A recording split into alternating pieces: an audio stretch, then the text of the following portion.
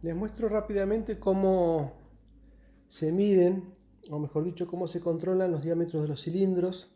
También esto puede servir para los diámetros de los bujes de árbol de leva, alojamientos de casquillo de cigüeñal. Acá falta la bancada, no está puesta, pero sería el agujero este alojamiento.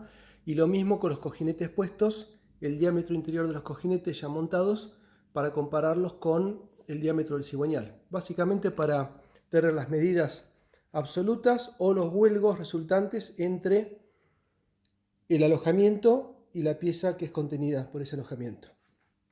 Bien, para hacer eso se usa, para medir agujeros, alojamientos, se usa lo que se llama alexómetro. Algunos lo conocen como alexómetro o alexámetro, que es ni más ni menos un reloj comparador que tiene un mecanismo interno que deriva a 90 grados el palpador. Esto simplemente al apretar acá mueve la aguja ya. Este kit en particular es para un rango de 35 milímetros a 160 milímetros. Puedo medir hasta 16 centímetros de diámetro. Y después hay otros kits que son para más grandes o más chicos. Ya tengo uno por ahí también que es de 18 a 50 y algo, me parece. No me acuerdo bien, sí, pero arranca de 18 milímetros. O sea, yo tengo la capacidad de medir entre los dos que tengo de 18 milímetros a 160. Lo que sí se hace, se van cambiando estas patitas en función del rango que se va a medir. Acá yo puse la configuración para medir en el rango de los 93 milímetros, porque sé que los cilindros de ese motor tienen aproximadamente 93 milímetros. O sea, el diámetro nominal es 93. Lo que pasa que hay que ver el diámetro real con sus dos cifras decimales. Bien, para medir eso hay dos maneras. Primero mencionar lo siguiente, que el alexómetro no toma medidas directas, sino que las medidas que toma son indirectas, es decir, compara diferencias. Entonces, por ejemplo, en este caso se toma un micrómetro. El micrómetro es para medir con precisión centesimal diámetros exteriores. Entonces, yo en este caso al micrómetro lo puse en su escala graduada en 93 milímetros .00 con precisión centesimal. El alexómetro se pone acá. Obviamente con una mano no lo puedo hacer, pero la cuestión es que se calibra el alexómetro en función de la medida que tiene el micrómetro y se deja que justamente cuando esto esté contenido acá, la aguja marque 0. Bien, esta es una manera. ¿Por qué? Porque yo ya sé que cuando el alexómetro marca 0 con la medida que yo estoy tomando, sé que el cilindro que estoy midiendo tiene exactamente esa medida real, efectiva, se llama medida efectiva. La nominal es la de referencia y la efectiva es la real. Ahora, el desvío de la aguja del 0 hacia la derecha o el 0 hacia la izquierda nos va a decir si lo que estamos midiendo es más chico o más grande que este patrón. Es decir, nos marca el desvío en centésimas de milímetro. Entonces, en esa forma indirecta nosotros podemos saber la medida real del cilindro. La ventaja de los alexómetros es que se puede medir en cualquier punto del cilindro. Se puede medir en el fondo, al medio, arriba, en cualquier punto que querramos y en cualquier plano que querramos. Es decir, siempre obviamente planos perpendiculares al eje axial del cilindro. Pero esta es la gran diferencia y la gran ventaja de los alexómetros por sobre los micrómetros de interior, que solamente nos permiten medir los micrómetros tradicionales, los que tienen por lo menos diseño de dos patas, que es el concepto más o menos el de los calibres tradicionales. Esto es un calibre, no es un micrómetro, pero esto es lo que se usa para medir interiores. Esto es muy impreciso y solamente nos permite medir acá, solamente en la entrada del cilindro. No tenemos profundidad. Si yo quisiera medir más abajo, no lo podría hacer. Tengamos en cuenta que los cilindros de los motores se gastan, cuando se gastan en forma despareja en toda su profundidad, se ovalan, se ponen cónicos, se conifican, o sea que es imprescindible contar con un alexómetro para poder tomar diferentes medidas en distintos puntos para poder evaluar el desgaste del cilindro. Bien, menciono algo más, ya que estamos. La otra posibilidad del alesómetro es, sin tomar medidas, o sea, sin tener idea de medidas absolutas, también se puede saber el huelgo que hay entre dos piezas. Por ejemplo, este es un pistón. Se puede medir con el micrómetro, medir sin tomar valores, o sea, directamente se toma el micrómetro, se puede medir el diámetro de la pieza que va a ser contenida en el alojamiento. Esto puede ser lo mismo para un alojamiento de árbol de levas, para los muñones del cigüeñal, para cualquier cosa, para cualquier pieza que sea contenida en otra. Directamente se bloquea el micrómetro en esa medida, inclusive sin leer la escala. A nosotros no nos importa qué diámetro va a tener. Lo que sí hacemos es poner el alesómetro a 0 en esta medida. Insisto, aunque no sepamos cuál es, aunque no sepamos leer el alesómetro, el micrómetro, perdón, lo ponemos en 0 y luego cuando vamos al alojamiento vemos el desvío de la aguja por exceso o por defecto con relación a la referencia. Entonces ahí vamos a sacar directamente el huelgo resultante que hay entre la pieza contenida y la contenedora, que sería el alojamiento. Entonces eso también es importante, pues los manuales hablan de huelgos o de juegos que tiene que haber entre piezas, o en el caso cuando son montajes por interferencia es lo contrario, digamos el apriete máximo o el apriete mínimo que se puede llegar a tener, que es la diferencia de medidas básicamente. Insisto, utilizando este método ni siquiera hay que saber la medida absoluta, simplemente hay que comparar. Entonces, ahora les voy a mostrar. Esto ya está regulado, ya está calibrado aproximadamente. Esto para mostrarles a ustedes, lo hice muy rápido, pero está más o menos en medida. En teoría está en 93.00 milímetros.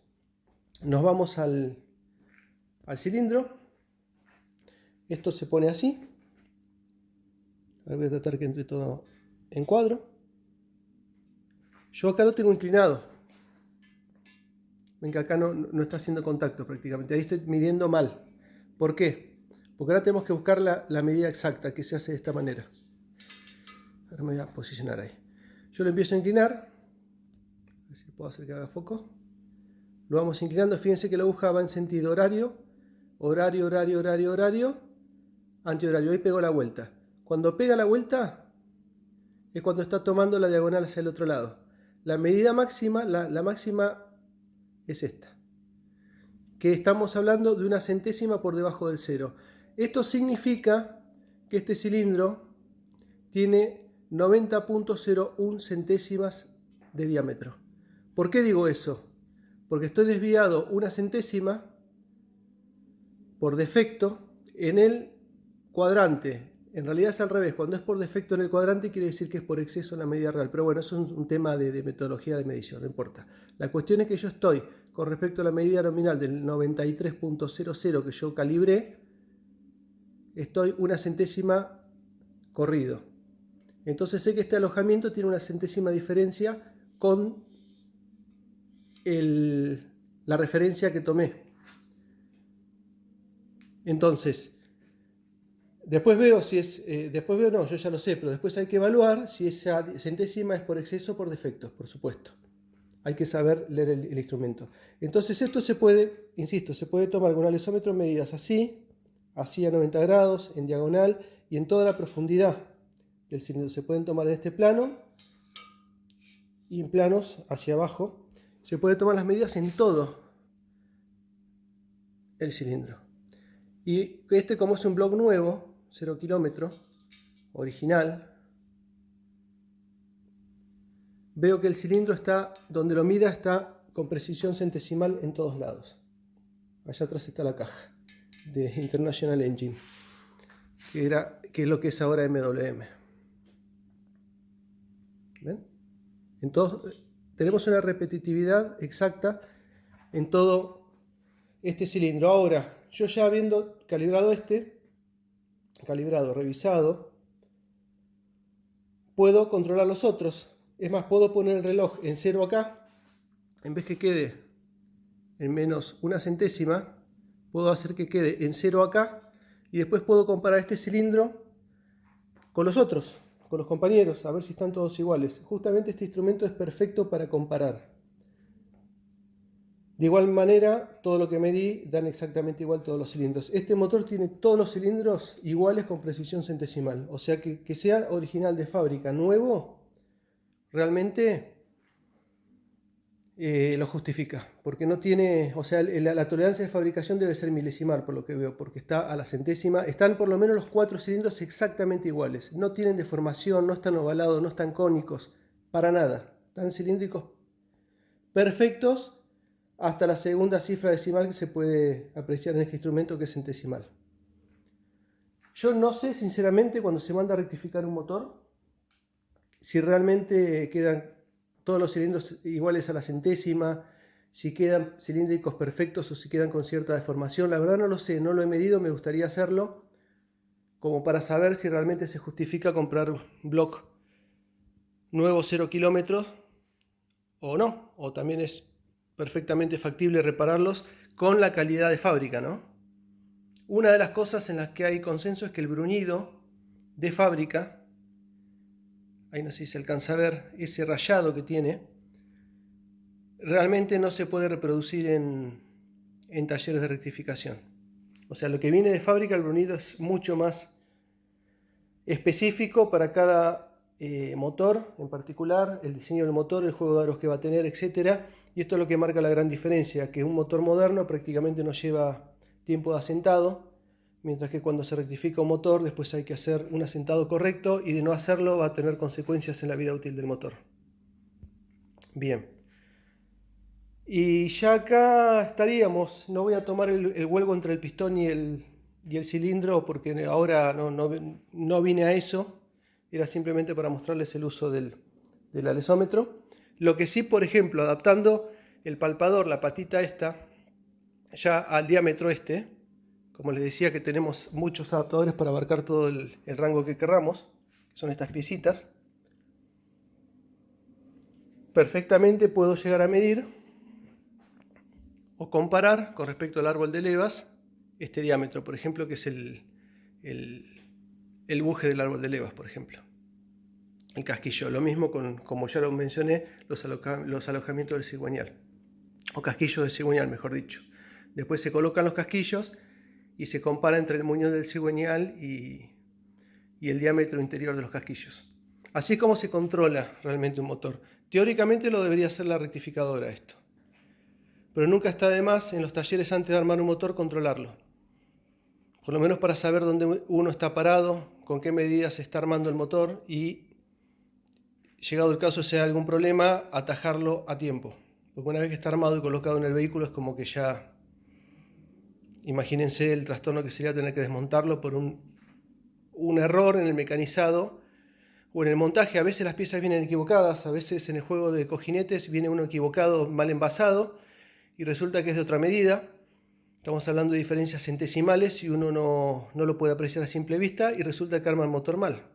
Pasa con los aros, pasa con los pistones, pasa con los cojinetes. Entonces siempre es recomendable poder, al menos siempre que se pueda, tomar todas las medidas del motor en cuestión para poder saber lo que se está haciendo en forma concreta.